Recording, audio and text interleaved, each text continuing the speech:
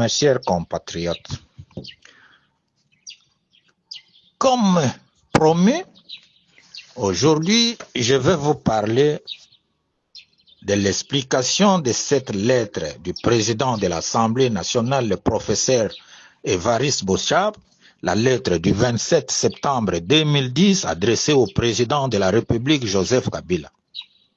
C'est un document hautement politique. Quel était l'objet de cette lettre? Je cite, concerne l'implantation de Hutu à Chabunda, dans le territoire de Chabunda. Que dit la lettre? Je vais vous la lire rapidement. Excellence, Monsieur le Président, j'ai l'honneur et la joie de vous informer que je viens d'accomplir la difficile mission que vous m'aviez confiée, mission relative à l'objet en concerne. En effet, j'ai eu des contacts fructifiés et de façon séparée avec les différentes notabilités du territoire de Chabunda, donc moi Mimopipi Mukulumania Auguste, Kiamusoke Bamuso Langa Cyprien, Mukulungu Igobo Benjamin, Kiku Kama Augustin, Ngimbi Paul et Lobaga Hygiène. Toutes ces notabilités sont d'accord d'installer les Hutus en territoire de Chabunda et ont signé un pacte secret en échange du cadeau que notre partenaire, entre parenthèses Rwanda, leur a envoyé. Notre action a aussi reçu la promesse d'être soutenue par tous les bâtis du Sud Kivu comme le gouverneur Jisambo, Basengezi Kantitima, Bahati Lukwebo et Kamere Vital, ces derniers étant d'ailleurs Hutus d'origine. La lettre conclut, mes respects avec tous les honneurs que je vous dois, signé Évariste Bochab. Maintenant, l'explication. Les notabilités de Sud Kivu ont reçu des cadeaux venant du Rwanda, de Paul Kagame, des sommes énormes d'argent. Et ces gens ont accepté d'installer les Hutus dans le territoire de Chabunda. Ces Hutus venaient d'où? Du Rwanda ou de l'est du pays en repoussant vers l'intérieur du pays en regardant la position de Chabunda. À leur place, vous vous imaginez, on voulait mettre qui? Installer les Tutsis rwandais.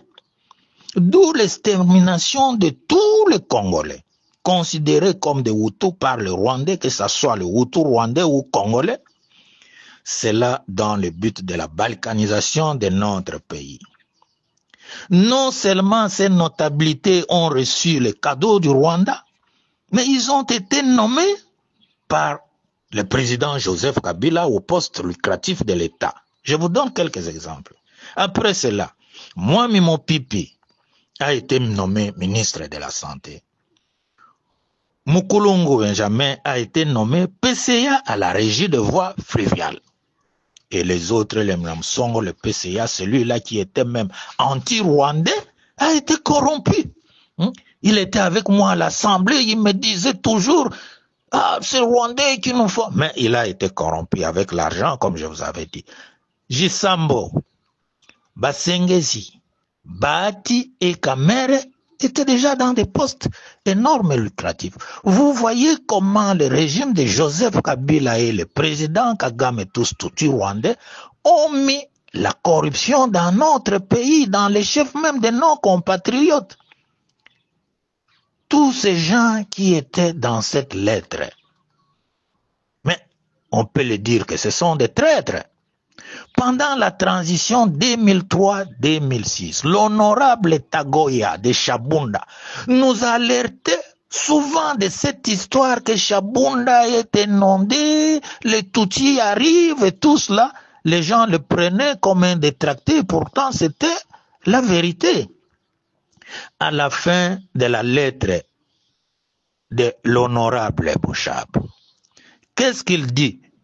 je cite concernant Kamere, ces derniers étant d'ailleurs Hutus d'origine. Mais c'est une diversion, c'est une contre-vérité. Pourquoi? Parce que tout le monde en commission politique, nous avions su que Kamere était un Tutsi rwandais. Ça a été dit par les Robert Roy et même les Tutsis. C'était quand? Tout j'ai noté. Tout a commencé le vendredi 5 avril 2002 par la motion de M. Tambwe Mwamba, qui était du MLC de Jean-Pierre Bemba. Tambwe Mwamba, dans sa motion, avait accusé M. Kamere de l'avoir traité de vouloir assassiner Joseph Kabila en collaboration avec M. Robert Roy du RCD Goma, comme la clique de Jonas Mukamba et les autres pour l'assassinat de Lumumba. Mwamba avait dit qu'il avait la cassette vidéo.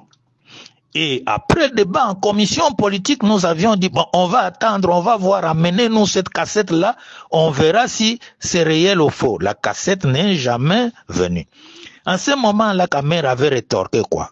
En disant qu'il avait parlé que des stratégies qu'on montait pour écarter Kabila du pouvoir. La suite de tout cela, les RDC, le Robert avait attaqué farouchement Kamere en disant ceci que Kamere, votre maman c'est une Tutsi rwandaise, c'est Tambwe Mwamba qui vous avez payé les Minerval au campus. Pourquoi aujourd'hui vous êtes en train de nous insulter? C'est bien moi qui avais mis fin à ce débat-là, moi qui vous parle. J'avais demandé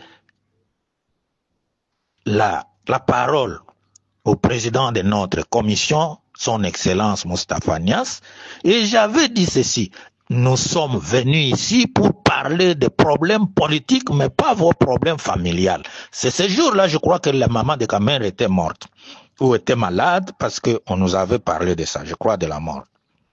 Et au sortir de cela, qu'est-ce qui s'est passé? Au sortir de cela, quelques jours après, les RDC de Goma avec le Robert ont fait sortir leur bulletin d'information où ils ont relaté tout cela en expliquant ce que je vais vous dire.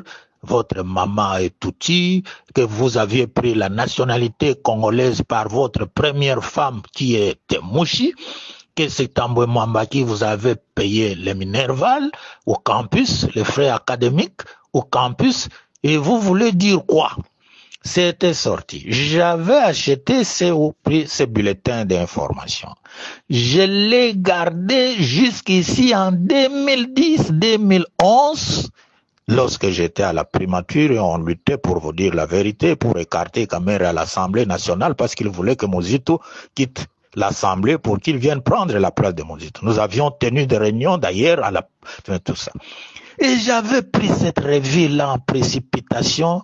Je suis parti donner au conseiller en communication de Mozito, sans même dire au Premier ministre parce que c'était rapide. Je lui avais dit, va publier cet article parce que ce monsieur-là nous embête. Pourquoi il fait toujours des choses comme ça, très boulimiques pour venir encore, il est à l'Assemblée, il veut venir à la primature. Le conseiller est parti, 2 jours après, je rentre, donne-moi mon journal. Oh non, je ne sais pas. J'ai dit, je rentre encore, donne-moi mon journal. Oh non. Et probablement, il avait hypothéqué à l'autre. Mais ce conseiller, le ministre important actuellement dans le gouvernement, je pense que probablement, il avait dit la vérité à son chef, qui est le chef de l'État sur tout cela. Tout cela pour vous démontrer quoi? Pour vous démontrer que l'infiltration des Tutsis, cette guerre, a 2 objectifs principaux. La balkanisation de notre pays, en prenant les Tutsis pour venir les planter dans notre pays au nord et sud. D'ailleurs, vous avez vu le gouverneur qu'on a nommé à Goma. Qu'est-ce qu'il dit? Vous avez des audios. Il appelle ses frères Tutsis de venir s'implanter. Et Kagame lui-même, il y a 2 jours, il a fait aussi cela. Vous ne devez pas être... On vous éveille. On vous éveille. Sinon, le pays va partir. Et en écartant les autres vers Chabunda, la balkanisation. Deuxième volet de ces guerres, c'est le pillage de nos richesses avec la complicité des Occidentaux.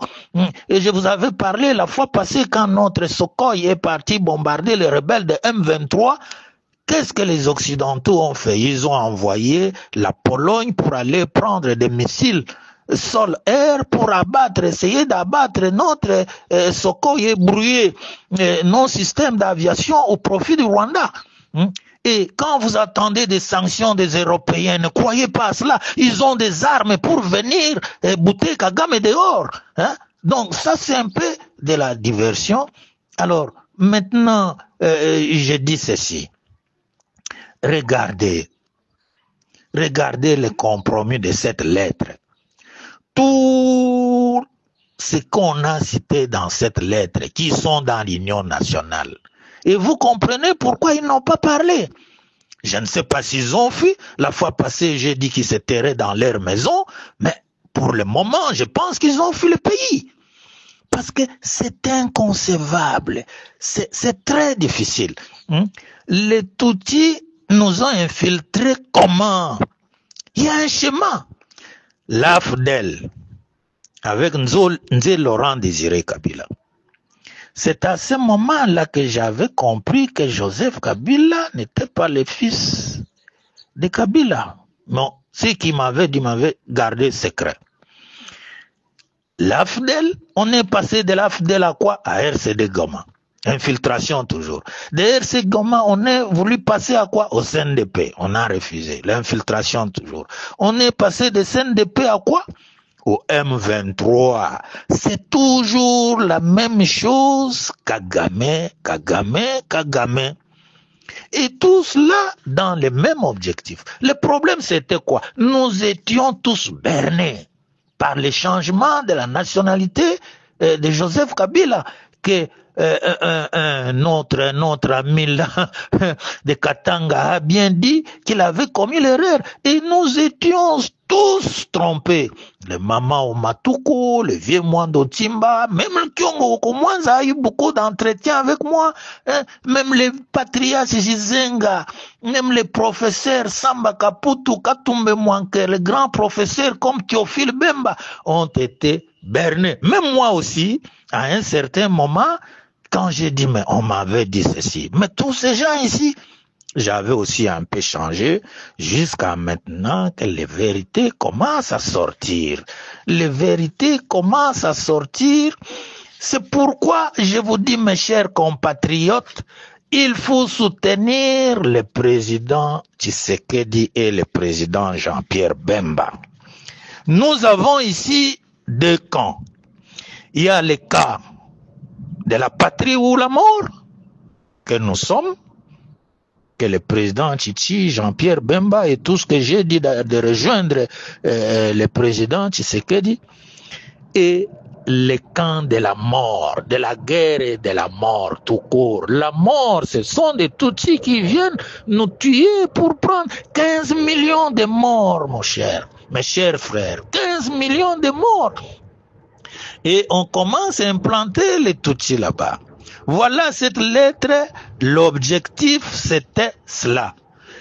Bon, je suis toujours votre lumière, hein? Il y a beaucoup de choses à dire dans ce pays. Je vous éveille, les jeunes, les politiques et de tout cela, par des vérités avec des documents concrets. Hein? Donc, où notre pays va partir, où on suit ces gens-là que je viens de citer pour essayer un peu de lutter. Je ne veux pas m'éterniser, il y a beaucoup de choses. Nos amis les Tutsis, nous ne sommes pas contre tous les Tutsis, mais les politiques là qui nous embêtent, qui veulent prendre notre pays, hein. À San City, j'avais dit au RCD Goma, en commission politique, j'ai dit Rouberwa, si vous êtes des vrais Congolais, pourquoi vous voulez toujours ce côté de Miniembo et de quoi? Venez chez moi là, à Idiofa, il y a de l'espace, vous allez rester là-bas, si vous êtes des vrais Congolais. Ah! Regardez ce qui arrive à Idiofa. Vous quittez Idiofa, plus de 40 kilomètres. Un autre frère qu'on croyait le nôtre, pourtant il est Tutsi, il a vendu tous ces hectares de terre, presque 40 kilomètres, à qui? À un Américain, Jorgen, qui est pro-Tutsi. Pour en faire quoi? Non, non, non, non, non, non. Si vous ne rejoignez pas le président Tshisekedi et Jean-Pierre Bemba et les autres qui luttent pour la patrie, notre pays va partir comme ça. Regardez Kingakati. Kingakati, c'est quoi? C'est le délit d'initié. Pour les juristes qui connaissent le délit d'initié, nous avons vu ça en France avec les frères de Mitterrand, avec Jacques Perrin. Mais le délit d'initié est puni de haute trahison. Un président qui connaît qu'à cet endroit, il y a du pétrole, il y a du gaz et tout ça, il va acheter tout cela pour son compte. Mais c'est quoi? C'est quoi? C'est le délit d'initié. Ça, on ne peut pas souhaiter cela. Ce n'est pas bon. Il y a des choses qu'il faut faire dans ce pays-ci. Sinon, je vous le dis, mes chers frères, notre patrie va partir, nos terres vont partir et nos enfants vont regretter. Regardez ce qui se passe à l'est du pays. Est-ce que vous avez le rideau de fer sur le dos ou quoi? Certains intellectuels, certains hommes politiques, c'est vrai, ceux qui ont bénéficié dans notre pays par les Kamere, les Kabila, les Katumbi, tout ça, quand nous tenons de tels langages, ils nous prennent comme des adversaires, comme des ennemis. Mais revenez, mettez les pieds sur terre. Et croyez à la vérité historique. Merci beaucoup. C'est votre AWWG, l'honorable Awong Awong. Merci.